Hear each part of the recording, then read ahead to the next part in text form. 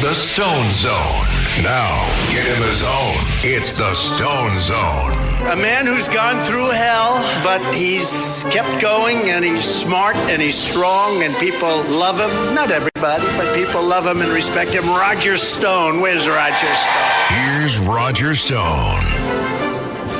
You are now entering the Stone Zone. Well, New Jersey, the Garden State, a state I know well, having run President Ronald Reagan's campaign there in 1980 and his re-election in 1984, as well as running the campaign of Tom Kean in 1981. He won by 1,209 votes out of 2.2 million cast, and then I ran his stunning re-election in 1985. I think it was Jersey boss Haig who said famously, work your plan your work and work your plan. And that appears to be what some in the New Jersey Democrat Party have done. A stunning election system failure in New Jersey has now confirmed what President Trump and some Republicans have been warning for some time. Election integrity is not some conspiracy theory. It's a major and legitimate national concern. Governor Mikey Sherrill says a software glitch at the State Motor Vehicles Commission registered roughly 6,600 people to vote, even though those people were not United States citizens. Officials say that these registrations occurred between June 2023 and June 2024. The error was reportedly been fixed, and Sherrill has ordered an investigation, removal of improper registrations, and replacement of the responsible technology vendor.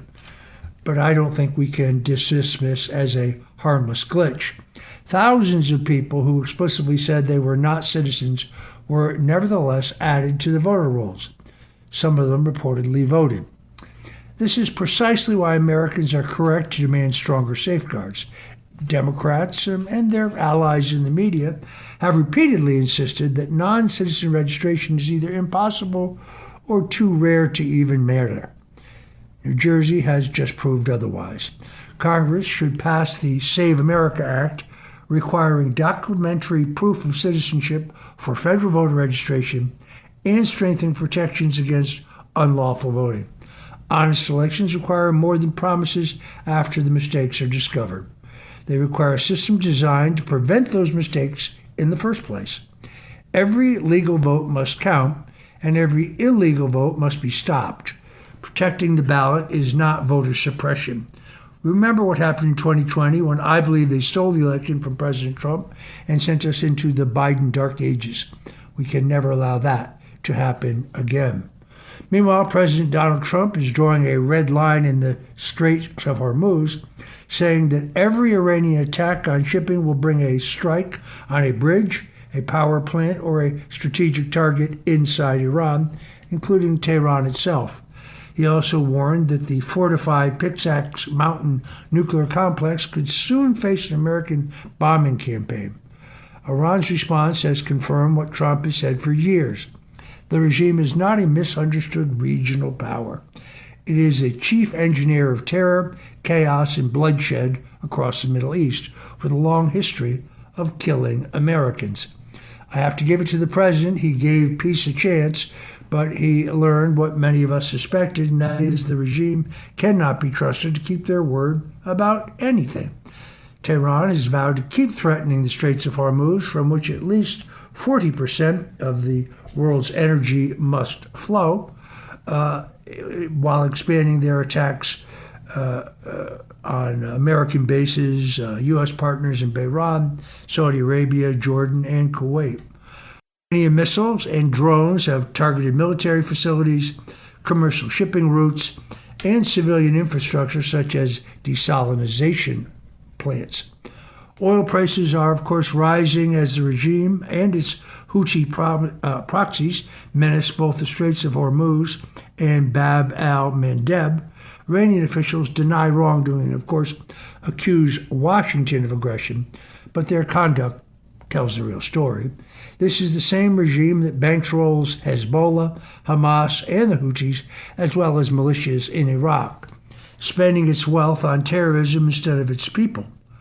Critics may complain that Trump is telegraphing his military polls, but the larger truth is undeniable. Iran's belligerence has exposed the regime as precisely the evil power Trump warned us about. He has been consistent since 1988. When Donald Trump, then a private citizen, and I traveled to Portsmouth, New Hampshire for him to speak to the Chamber of Commerce luncheon, when he was first dipping his toe into the water regarding an early presidential bid, and he was emphatic in his remarks that Iran can never be allowed to have a nuclear weapon. So those who are now pretending that this is some new position on his part don't understand his full record. His decision to use American military force is not reckless. It was vindicated by Iran's own actions and conduct. Peace will not come through appeasement. It will come through strength when Tehran understands that attacks on Americans and commerce carry overwhelming consequences. Meanwhile, in the House of Representatives, a Republican-backed immigration bill that's now moving through the House would actually allow illegal immigrants working in agriculture to obtain temporary legal status instead of facing arrest and deportation. The proposal would overhaul the H-2A guest worker program by waiving immigration violations for agricultural workers already in the country.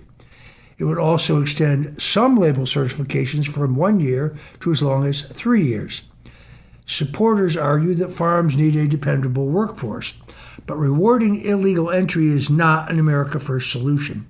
In fact, I believe it would betray voters who demanded secure borders, equal enforcement, and an immigration system that puts American workers first. If anything, this is a core issue of Donald Trump's agenda. For decades, powerful industries have claimed they cannot survive without a steady supply of cheap foreign labor. The results have been downward pressure on wages, fewer incentives to improve working conditions, and less investment in automation and domestic recruitment. American agriculture certainly matters. So do American citizens, legal immigrants, and small farmers who must compete in a labor market shaped by government-sanctioned wage suppression. Congress should not solve labor shortages by giving employers continued access to workers whose illegal status makes them easier to exploit. It should enforce immigration laws, raise wages, streamline lawful seasonal hiring, and require businesses to compete for labor honestly. Food security is also national security, but so are secure borders, fair wages, and the rule of law. America First means building an agriculture economy that serves American workers and consumers, not one permanently dependent on illegal labor and special interest exemptions for the elites. For those who follow politics like me, I'm a complete political junkie. There was a powerful triumph for President Trump's America First movement in Arizona yesterday, where Congressman Andy Biggs won the Republican nomination for governor of Arizona, delivering a decisive victory for conservative principles in this critical battleground swing state. Biggs is a staunch Trump ally and former chairman of the House Freedom Caucus. He defeated fellow Republican Congressman David Schweikert in a strong showing Tuesday night. Endorsed by President Trump and the grassroots firepower from Turning Point USA, Biggs vowed to make this the year that we turn Arizona red again. Arizona Republicans delivered strong Trump-aligned wins all up and down the ticket. Former Arizona Cardinals kicker Jay Feely, who had Trump's endorsement, secured the Republican nomination for Congress in one key district. State Representative Alexander Collin won the nomination for Secretary of State, and State Senate President Warren Peterson advanced with Trump's endorsement for the office of Attorney General, setting up aggressive challenges to Democrat incumbents this coming November. Biggs is a principled conservative with a proven record fighting for border security, law and order, and fiscal responsibility. Excites the Republican base. Republicans praised his fighting spirit and alignment with President Trump's vision. One big supporter I saw told the Associated Press, "I want the border secured, and Andy Biggs has the same qualities as President Trump." That's absolutely true. After years of Democrat control of the governorship and key offices, with the assistance of McCain Republicans, Bigg's victory signals a resurgence of Trump-style conservatism in the home state of Barry Goldwater. Republicans are fired up to reclaim the state, protect American values, and deliver the results that the voters demand: secure borders, safe communities, and economic opportunity. This primary success proves that Trumpism remains the winning formula in battleground states. Arizona is poised for a red wave in November if they can have an honest election. Big stands to become one of the most aggressive and effective Republican governors in the country, and I extend my sincere congratulations to him. Meanwhile, the latest job data paints a disturbing picture of a nation turning away from work. In June, the number of Americans aged 16 and older not in the labor force surged to a record 105.8 million, an increase of 832,000 in a single month. That's higher than during the Great Recession or the peak of the COVID lockdowns. Prime age men are dropping out in alarming numbers. Labor economist Nicholas Eberstadt noted that millions of healthy working age men and a growing number of women without young children or spouses at home have simply checked out. Over 23 million of them are on long-term disability or related benefits, while millions more are just discouraged and not even looking. Labor force participation has sunk to levels not seen since the post-pandemic haze and the Obama era of stagnation. This isn't just demographics, by the way. Other aging societies like Japan and parts of Europe are seeing workforce participation rise. Here, a sprawling welfare and disability system creates blind spots and perverse incentives that reward people for not working. Calls for universal basic income would only supercharge this flight from work, turning America into screen-addicted dependents, spiraling hopelessly into despair. This is a troubling trend, proves why implementing President Trump's economic policies are actually more urgent than ever. Trump's blueprint, tax cuts that reward work and investment, slashing job-killing regulations, unleashing American energy, and securing the border to protect wages, is the proven path to restore dignity, growth, and a culture of self-reliance. Biden's policies fuel dependency and decline. The next administration must reject more government handouts and recommit to the fundamentals that make America the land of opportunity. Meanwhile, the Secretary of War, Pete Hegseth, delivered a warning to the U.S. Senate yesterday.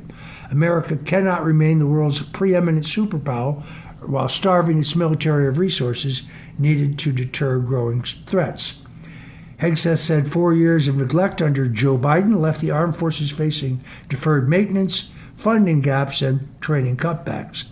He argued that failing to fund what the administration calls the Department of War now at $1.5 trillion would be one of the gravest dangers facing the country. The point is not to launch endless wars, it's to make war less likely by ensuring every adversary understands that the Americans have the strength, the readiness, and the resolve to dominate any battlefield. This is the concept of peace through strength that was first championed by Dwight Eisenhower, then by Ronald Reagan, now by Donald Trump. Democrats, of course, challenge Hegseth over the administration's Iran policy and the cost of operations, estimating that $37.5 billion through September would be insufficient.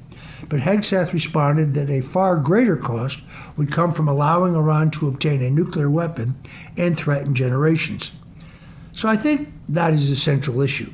Peace doesn't come from weakness, hesitation, or hollow diplomacy. It comes from credible power. A strong military protects America's families, secures global trade, reassures our allies, and forces hostile regimes to think twice before testing us. They learned that in Venezuela. They are learning it now in Iran. America should rebuild its forces, modernize our weapons, restore training, and invest in the next generation of warfare. Not because we seek conflict, but because overwhelming strength is the surest path to preventing war. The world is safer when America is feared by its enemies, trusted by its allies, and recognized as the leader of the free world. Meanwhile, the House is set to vote on a $1.15 trillion defense bill containing Section 219. That's a plan to accelerate integration of American and Israeli military technology, supply chains, and defense production. America should stand firmly with Israel. It's a vital ally facing threats and cooperation on missile defenses, drones, cyber warfare, and battlefield technology. But friendship should not require squandering or surrendering our sovereignty. So I think Section 219 could create a Pentagon executive agent tasked with expanding defense integration with Israel. Critics warn that this office could gain influence inside the Defense Department, outlast administrations, and make it harder for Congress or the President to change course when American interests demand it. This is not, therefore, America first. I'm Roger Stone. You're listening to the Stone Zone. Don't go away because we'll be right back. The Stone Zone, entertaining and informative. On the Red Apple Podcast Network.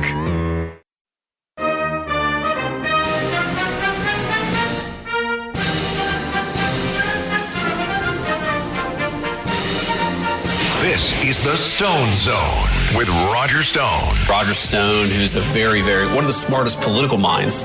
Roger Stone was persecuted. People forget he's actually a brilliant political analyst. Now, get in the zone. It's the Stone Zone. Here's Roger Stone.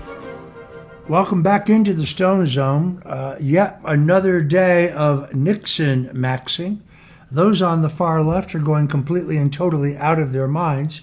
After a remark at the Nixon Library by Vice President J.D. Vance, in which he said that President Richard Nixon, the 37th president, was taken down by the same deep state forces who attempted to take Donald Trump down, there has been an explosion of interest in the former president on social media, most of it generated by the Nixon Foundation, run by two Gen Z individuals who are using Instagram, Facebook, X, True Social, as well as YouTube to generate entirely new interest in our 37th president. Not only do they extinguish the idea that the removal of Nixon was legitimate, but now we finally get a focus on his record. Remember, Nixon, who said, the greatest title that history can bestow is that of peacemaker. Listen to the Stone Zone, and we'll be right back. The Stone Zone, entertaining and informative. On the Red Apple Podcast Network.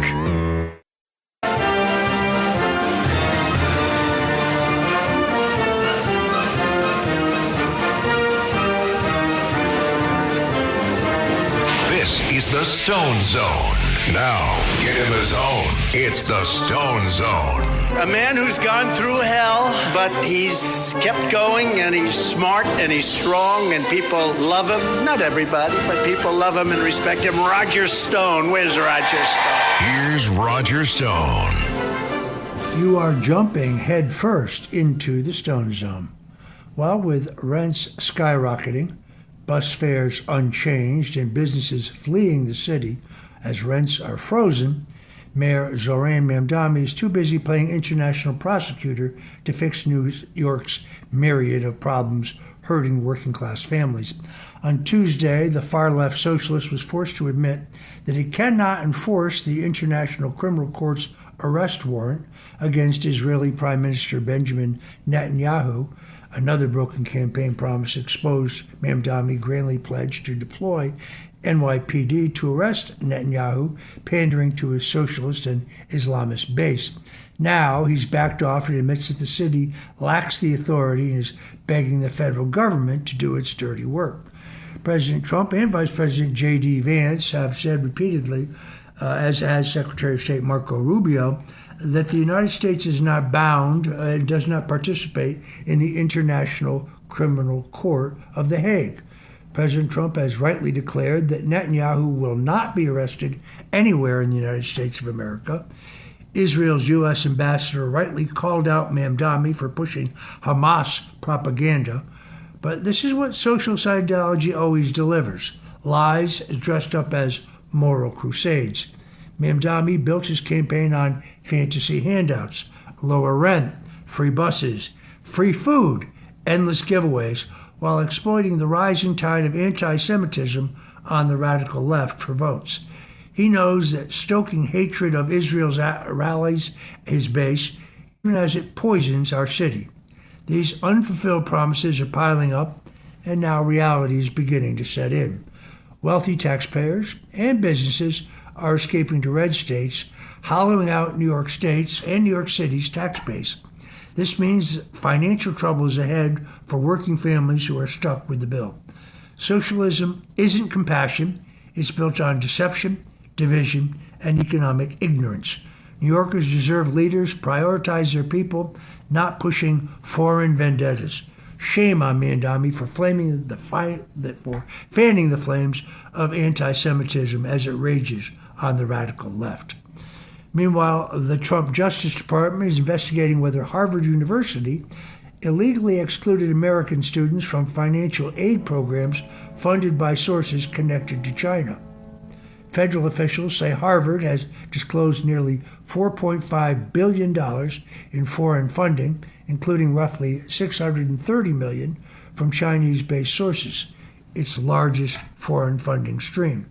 The concern is that some donations may have required Harvard to create aid programs favoring students from selected foreign countries, potentially violating Title VI of the Civil Rights Act.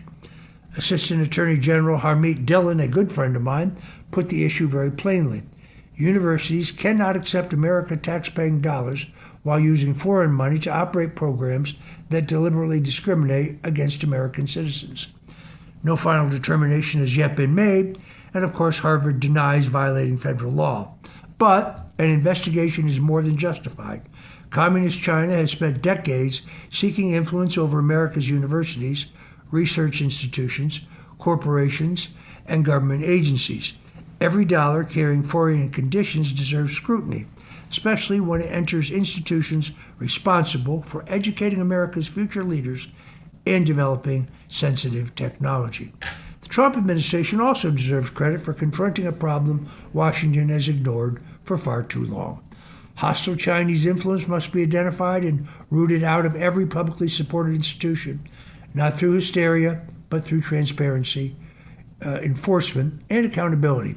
Harvard and every other Ivy League university receiving federal support should answer to the American people, not foreign governments or overseas donors.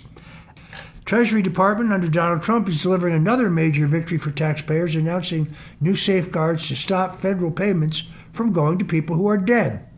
The Treasury Department says it has screened 885 million government payments worth nearly $2.7 trillion against expanded death records.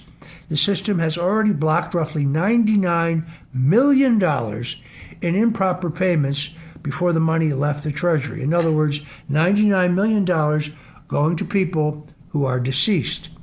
Treasury Secretary Scott Bessent, who is not only the best dressed, but one of the best members of the Trump cabinet, says the administration could stop as much as $350 million more by the end of the year, simply by comparing the payout records of those getting federal benefits with the list of those who are deceased. He also warned that improper federal payments could reach hundreds of billions of dollars before this research is over. This is exactly why President Trump made rooting out fraud, waste, and abuse a central priority of his administration. It was back in February that he signed legislation giving Treasury broader access to Social Security death records. Of course, Democrats screamed at the time. In March, he created Vice President J.D. Vance's anti-fraud task force to investigate abuse across housing, food assistance, Medicaid, small business loans, and pandemic relief programs. The administration has already exposed billions in potentially fraudulent benefits and cleaned up millions of outdated Social Security records. See, for too long, Washington treated taxpayer money like it belonged to the bureaucracy. The Trump administration is changing that mindset, leaving no stone unturned, and demanding accountability at every level of government. Every dollar sent to a dead recipient, fraudulent claimant, or corrupt middleman is a dollar stolen from American taxpayers. Stopping that theft means lower deficits, stronger public services, and greater trust in government. This is what serious stewardship looks like. Verify first, pay second, and protect the taxpayer at every step of the way.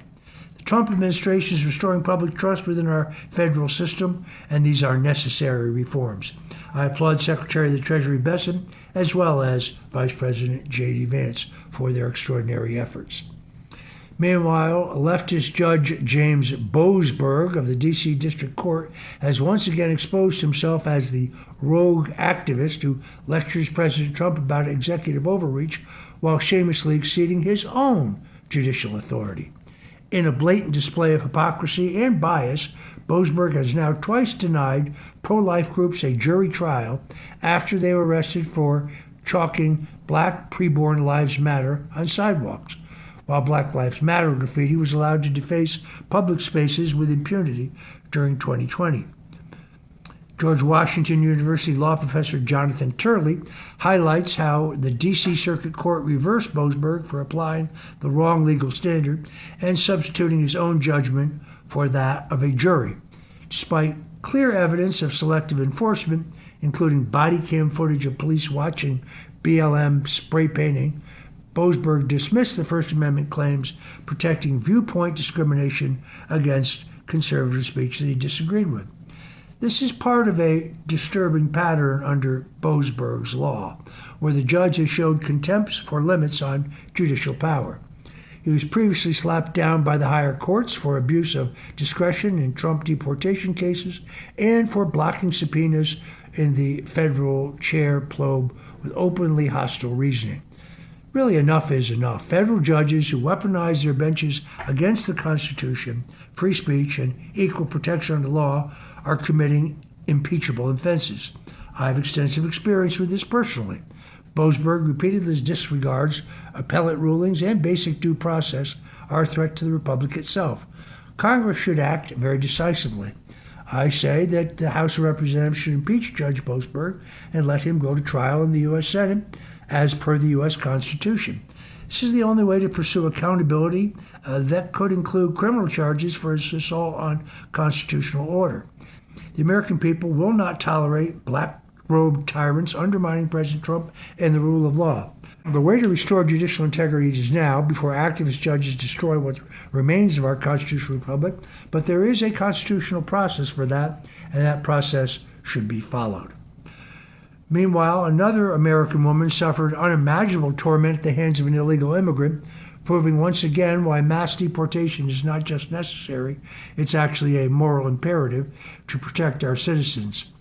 Vinpandeep Singh, a 26-year-old illegal alien from India who snuck across the border near Calexico, California in 2022, stands accused of torturing a Washington state woman for 2 brutal years.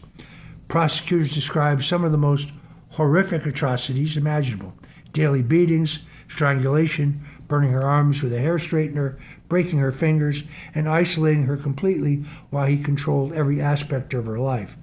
The victim finally escaped by secretly texting her sister for help. She now lives in fear for her life, bearing permanent physical and psychological scars. ICE has filed a detainer, but Washington's radical sanctuary policies, championed of course by Democrats, may shield this predator from swift removal. King County holds him on $1 million bail, yet local resistance to federal cooperation forces ICE to hunt criminals in our communities instead of removing them at the jailhouse door. This nightmare is the direct result of Joe Biden's open border policies that flooded America with millions of unvetted illegals, including violent criminals. President Trump's promise of the largest deportation operation in history cannot come soon enough. Every illegal alien must be deported, no exceptions, no excuses. Sanctuary cities and states that harbor criminals endanger American lives. The blood of victims like this poor tortured woman is in the hands of politicians who prioritize foreign invaders over citizen safety. I say secure the border, enforce our laws, and deport them all. Actually, American safety depends on it. Meanwhile, Cuba's communist regime is sounding increasingly alarmed as the Trump administration intensifies its campaign against Marxist influence operations across the Western Hemisphere. Following a Washington summit with delegations from 65 countries focused on combating far-left extremism and foreign subversion, Cuban leader Miguel Diaz-Canel accused the United States of reviving McCarthyism. His angry response reveals just how seriously Havana views this new pressure. For more than 6 decades, Cuba has worked to export revolutionary ideology and cultivate sympathetic political networks abroad. American officials are now examining organizations linked to Cuban intelligence and influence operations, including international solidarity groups with connections to radical activist movements inside the United States. So the era of unchecked communist interference in this hemisphere must end. Under President Donald Trump's Don Roe Doctrine, that's a takeoff on the Monroe Doctrine, America is reasserting leadership in its own hemisphere, confronting hostile foreign influence, defending national sovereignty, and making it clear that Latin America will no longer be treated as a playground for communist regimes and their overseas allies. Cuba's rulers should understand that their time is running out. Their economy is entirely broken. Their political system survives only through repression, and their revolutionary mythology is fading with every generation. The Cuban people deserve free elections, free speech, private property, religious liberty, and the right to determine their own future. They also deserve a prosperous future. Washington should continue isolating the regime and exposing its networks, supporting dissidents, and applying overwhelming diplomatic and economic pressure. Freedom is advancing across the hemisphere. Sooner or later, Cuba will join those nations which are free, although peaceful reform, if its royals are rules, or through inevitable collapse of a system that cannot currently endure. In Cuba today, there is no food, there is no gasoline, there is no fuel, there are no car parts, there is no freedom of religion, there is no freedom of speech. It is a broken society teetering on the edge. Kudos to Secretary of State Marco Rubio, who published an amazing history of Cuba's fomenting of violent revolution in this hemisphere. You're listening to the Stone Zone. I'm Roger Stone. Don't go away because we'll be right back. The Stone Zone, entertaining and informative. On the Red Apple Podcast Network.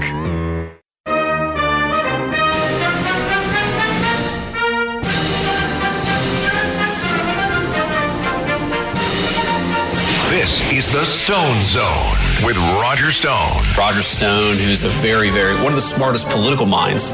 Roger Stone was persecuted. People forget he's actually a brilliant political analyst. Now, get in the zone. It's the Stone Zone. Here's Roger Stone. Welcome back into the Stone Zone. When was the last time you saw a really good movie? Well, the culture war has found a potent new battleground on screens across America. 2 recent successes, the raw vigilante thriller Citizen Vigilante and Angel Studios' inspiring Young Washington, are proving definitively that American-based stories can draw large crowds and turn serious profits. They prove audiences are hungry to seek a more conservative perspective illustrated through the medium of cinema when it's done well. As America doubles down on ideologically driven woke flops, these 2 films are charting a path that bypasses the old gatekeepers entirely. Citizen Vigilante arrived in theaters with a great deal of controversy. Attempts to ban or bury it only, of course, supercharged demand, one of Stone's rules. The people always want more of what they're told they can't have, creating the classic Streisand effect on steroids. When Elon Musk himself posted on X about it, the film went absolutely nuclear. Its politically incorrect messaging takes the vigilante archetype from classics like Death Wish and Falling Down, 2 great films, and pushes it further into territory that most studios in Hollywood still fear to enter. The story delivers a satisfying message of cathartic justice in a world where the system too often coddles criminals at the expense of innocent, vulnerable people who are put directly in harm's way as a direct result. Audiences are not just watching, they're cheering and sympathizing with the protagonist. This film is making real money, and the director has already stated that a sequel is in the works. This is no fluke. It's evidence that the public yearns for unapologetic, law and order content that emboldens the viewer into taking a stand against the filth that is overtaking Western civilization. What Citizen Vigilante achieves with gritty edge, I think Young Washington matches with broad, family-friendly appeal. Angel Studios' latest release becomes their biggest hit since Sound of Freedom, the grassroots phenomena that exposed child sex trafficking and became a nationwide phenomena, largely through word of mouth because the mainstream media refused to review or even cover the film. Young Washington brings the early life of our first president, George Washington, to vivid life, making the virtues of courage, duty, and vision emotionally resonant instead of stories from a dry textbook. The studio is already moving forward with a sequel entitled 1776, dramatizing the founding of America in a way that can reach viewers who will never wade through the dense histories or fit through thick documentaries. While it doesn't push the envelope like Citizen Vigilante, this movie, George Washington, has mass appeal, and it's a superpower. It draws families, moderates, churchgoers, and demographics that edgier content might miss. Together, the two films demonstrate proven reach across the spectrum. So artists and investors are taking notice. This niche is poised to grow exponentially. Hollywood is slowly but losing the war. Its woke blockbusters continue to crash in flames. The recent Supergirl was a debacle. It's only the latest example of studios pouring hundreds of millions of dollars into preachy, agenda-driven projects that audiences are rejecting. The story takes a back seat to university mandates, gender swaps, and anti-Western revisionism. The financial bleeding cannot continue indefinitely. Executives will eventually stop greenlighting ideological disasters. And when they inevitably retreat, a void opens. And that void is already being filled with independent films carrying strong common sense messages that do not need massive marketing budgets to achieve widespread success. This new wave does not need Washington's permission or Hollywood's permission or its distribution system. Citizen Vigilante thrives spreading through social media and direct audience engagement, as well as word of mouth. The emerging media ecosystem creates multiple resilient pathways that average Americans can exploit at scale. Financing of films has also become democratized. Creators no longer have to beg studio executives who demand political correctness. A strong pitch or teaser posted on X can generate crowdfunding from thousands of supporters who want the story told. Hit films take the risk out of the investment, attracting sources of private capital from investors who see both returns and cultural purpose. Production quality rises as budgets grow, pulling in talent tired of Hollywood's cancel culture, moral sewer, and creative straitjackets. Distribution is now simultaneous and borderless. A film can launch on niche streaming platforms built for a broader audience. Thanks for listening to The Stone Zone with Roger Stone. You can hear The Stone Zone with Roger Stone weeknights at 8 on 77 WABC. If you like the podcast, share it with your friends and listen anytime at WABCRadio.com and download the WABC Radio app. Hit that subscribe button on all major podcast platforms. Plus, follow WABC on social on Instagram, TikTok, Facebook, and X. See you next time for a new episode so you never have to wonder. What the heck is going on here?